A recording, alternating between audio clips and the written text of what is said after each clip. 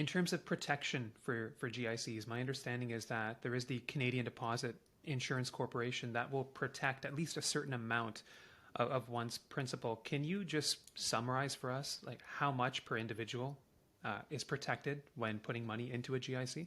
Yeah, so GICs issued by banks are guaranteed Mm-hmm. by CDIC up Yep. to 100,000 for each individual.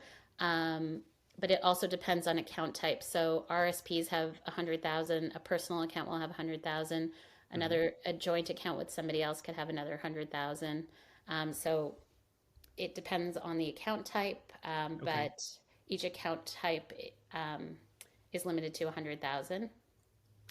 And then provincial credit union deposits are guaranteed by a provincial credit union fund. So, for example, it's CUDIC for BC, and then federal credit union GICs are guaranteed again by CDIC.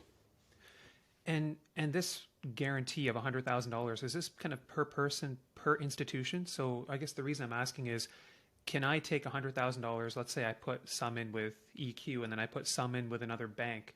Are those separate hundred thousands each going to be protected? Yeah, absolutely. Yeah. Okay. Okay. And just to make it clear, so like if you Yeah. had 100,000 in RSP at EQ and then 100,000 in a non-registered account at EQ, that Yeah. 200,000 is actually covered. Okay. Beautiful. So one interesting tidbit that I dug up is comparing a laddered GIC approach, and we're going to get into what this is. But since 2012, a laddered GIC approach has in fact outperformed kind of a diversified bond ETF since 2012 because we had big dips in bonds in 2020 and during the pandemic. And then we also had a terrible year for bonds in 2022. So, Mahima, maybe you can just briefly explain to us what a laddered GIC approach is.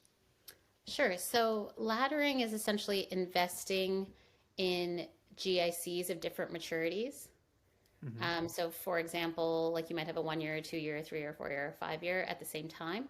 And the strategy can help an investor by spreading their cash flows because the maturities happen in different times. So, Mm-hmm. if a portion is needed earlier, it gives you some flexibility. But the main benefit is to manage interest rate exposure. So, if interest rates are rising, then an earlier GIC maturity can be reinvested at a higher rate. And so it gives you that kind of protection and future gain potential.